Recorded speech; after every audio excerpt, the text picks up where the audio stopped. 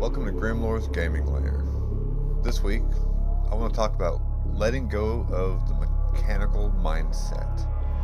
So, what I mean by that is learning your system and knowing it well enough to be able to close your book, the players also. And when you know your system well enough, you can jot down some notes on paper, some cards. I use a Game Master screen, and on my side of it has all necessary references. I've got a 5th edition, because that's the both games I'm running. So I've got that, the newer DM screen from them, and then I've got my Curse of Strahd DM screen out, but that's just for the map.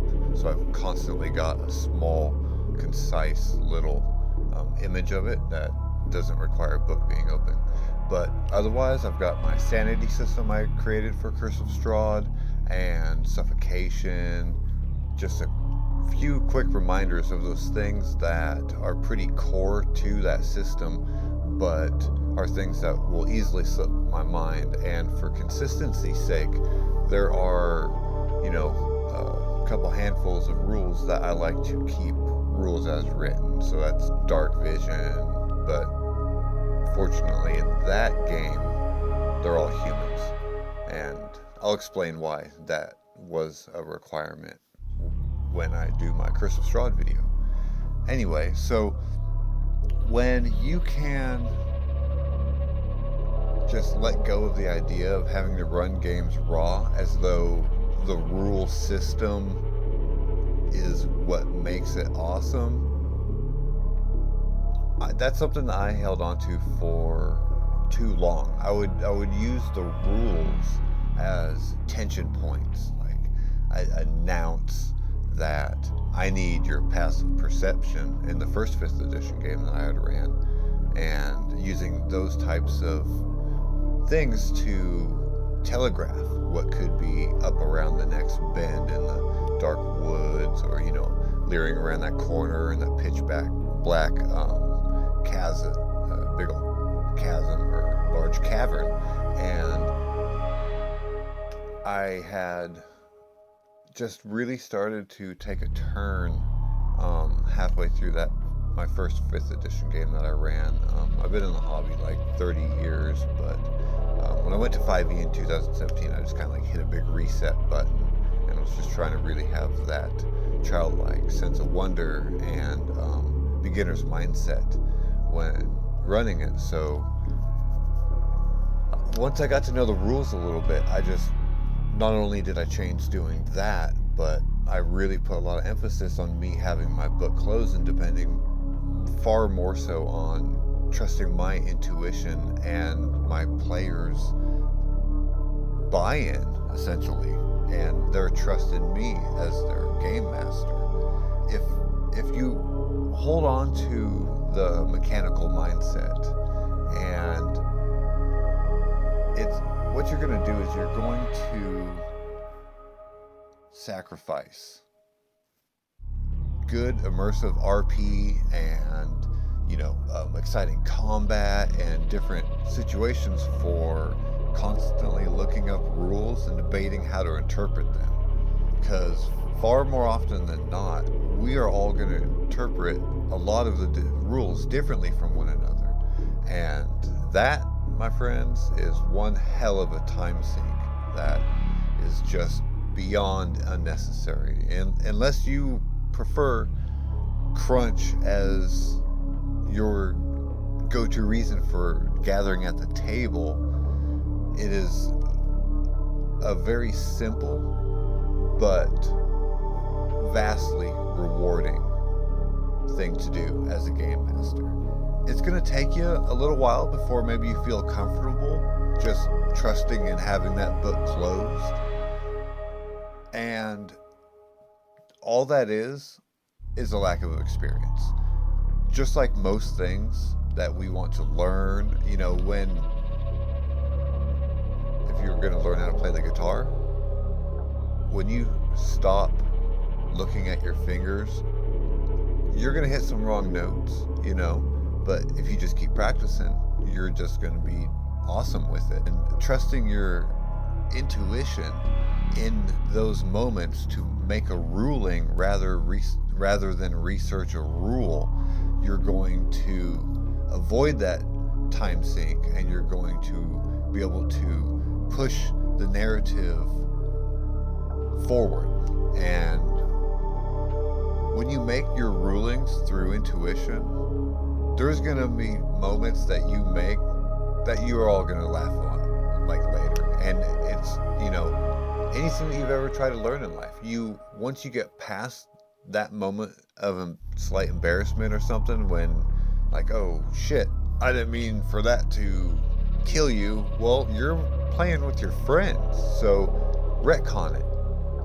Like, you get excited and you're running a Shadow Dark game, you're like, oh damn, this hidden blade in the wall, this trap, we're gonna say that's like a 48, and let's say that you're moving from a more modern version of Dungeons and Dragons into more so an OSR, and just out of habit you're used to pumping that damage up a bit. Well, you've now killed that character 4 times over, and in that moment, just be like, oh nope, that was my bad, we're gonna say that this happened, and roll a dex check. Can you jump out of the way enough to just be maimed and not have a limb severed, or are you gonna get a limb severed? You're playing with friends around your table. If you need to retcon something, it's gonna be just fine. While you're running the games like this, more letting go of that mechanical mindset, this is going to aid you in not accidentally hiding something important behind a role that they need to progress, especially if you don't have an alternative solution made up.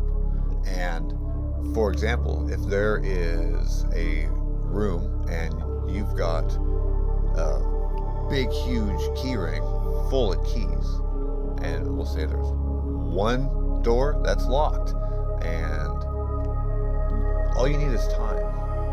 You don't need to, unless you have a timer or some sort of point of tension that is just snapping at the heels of the party. Essentially, if they have the resources, time allowed, just grant them success. And if it's something that is pretty key to their accomplishment that they're trying to achieve, then have an alternative way for them to receive this. So if, let's say, Indiana Jones, for example, right, and you don't do the swap properly, you grab that relic or whatever it is off the pedestal, and you hear stone churning in the walls. Well, you didn't get the replacement item on there in time, and you got to get out of there. Well, for whatever reason, you don't have that icon, right? And the trap is sprung. So it's either die with this icon, this relic, or flee. And, well, shit, now they don't have, that big quest item that they need to progress in the story for whatever path that they have taken the narrative with. Because I always say, it's best to let the dice and the player's actions dictate the direction of their own future. So the trap is, back to that point, the trap is sprung. They have to haul ass out of there. They get out of there, but that relic's down inside the dungeon. That big ass stone ball, that's blocking the way now. So they don't have the item, and they're just gonna go be farmers now? No. Murder hoboism? Because they're gonna be bored? Hell no. What you can do is, alright, are there some dwarves around that have an alternative access to where that relic is? Is that stone ball crafted in such a way that they have to seek dwarven master smithing and stone carving to be able to penetrate that stone ball? There always needs to be another way. And this way, failing forward, that helps. And I think that kind of comes naturally in this style, like closing that rule book and not putting these important things behind a skill roll of some sort.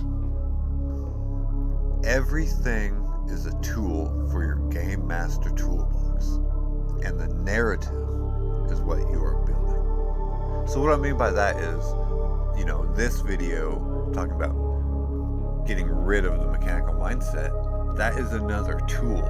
In those moments, you're behind the screen and you may get the urge, oh shit, that chain lightning, how many enemies is that going to jump to?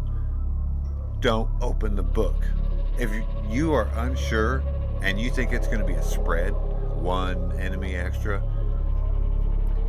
5th edition, for example, hey, roll an Arcana check, okay? Or how about even roll a d6. How many enemies is this going to, this chain lightning spell going to affect? And being able to do stuff like that, you're going to come up with homebrew that they would possibly even prefer. And after the session, for the chain lightning example, let's say that you go ahead and crack that book open and it says 3 other people. Well, what if you let them roll that 1d6? They got a chance, it's 1 to 3, but they're going to get another chance, just as equal, 4, 5, and 6, to get up to 3 extra enemies hit with that chain lightning. Bam! You just got a homebrew rule created that kicks ass, and you didn't even have to crack a book. And had you cracked a book, everyone would have been like, okay, because when it's happened to me, everyone's going to race to it, so everybody cracks a book. Who can get to it fast? Let's get this rule figured out. No. Damn no. And hell with that. Just make a ruling.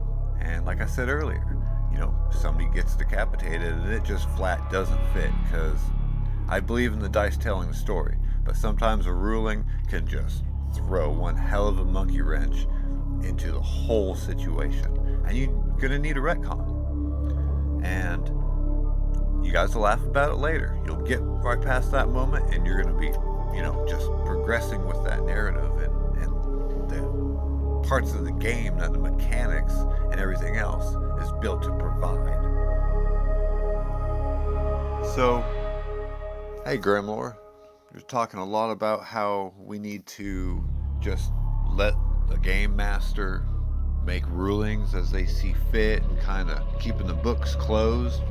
Yes, but something that is paramount, having mutual respect between the playing characters and the game master.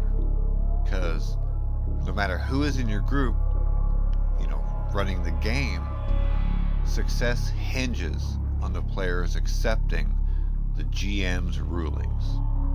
And when there is that level of trust between the players and the game master, no matter who it is, you got somebody that's just kind of been hanging out with your group for a little while, and they've been there the last 6 or 8 months, and for whatever reason the game master maybe needs to take a break, life interrupts the campaign, and they want to run a little something on the side. Do it, and trust in them in their learning process. Because if we've done our job right, that new player that comes to our table, they're going to learn from us. And and if they're a good fit and they receive that camaraderie and give it back to the table, then they're going to be guided and they're going to learn a lot. And if you need to retcon something. Don't push it on them by any means, Let them, no training wheels. Get some skinned knees. And if you're one of the players, if it's not something, if you lose a finger or whatever, oh yeah, your ear got cut off, just let it go. If you thought it was a little bit too much, just let it go. If it's not just detrimental to your character's success and, the things that they want to do, as far as don't make a wizard a blind mute who's also deaf. You don't want to completely triple the characters. But if it's something minor, just let that new GM make that ruling, because it's going to make them better. It's going to provide for a better time for you and the rest of your table, and vice versa. And you're going to learn off of each other. I've got a person who's been playing at my table for like since 2017, 7 years now, and he played at my table for a little while, and I've played at his, and I can see how we have both kind of picked up on stuff from one another, and it's made both of us better game masters. And the fact that we play in each other's games with a lot of the same, adjacent players, then that just makes it that much better. And him and I have had a lot of dungeon master to dungeon master conversations about each of our games. We always stop at the edge of sharing spoilers, but as far as the rulings that we made, and we what we thought was going to help with the tone of the game, of tone of whosever game it is that we're running. Countless hours have been spent, sometimes debating, friendly, of course, the reasoning as to why one ruling is better than another, or, for example, why I rule things the way that I do in Curse of Strahd to try to keep that specific tone of the game that we all are kind of there for, So, yeah, don't be scared to close that rule book and just trust in your intuition. Remember, all those rules in there, they're guidelines. What matters most is what works best for each of our tables. Be confident, close that book, trust in yourself. So that's it for removing yourself from and letting go of the mechanical mindset and trusting your intuition. You're a badass game master. You can do it. If you have any of your own stories, drop them in the comments. You can hit me up at gmgrimlore@gmail.com. Send me your stories. I'm happy to share them with the community. Got any RPG questions? Hit me up. Find me on Facebook and Instagram. Only ones I really like to mess with. And right here on YouTube. Keep it grim and keep it wholesome. Talk to you soon.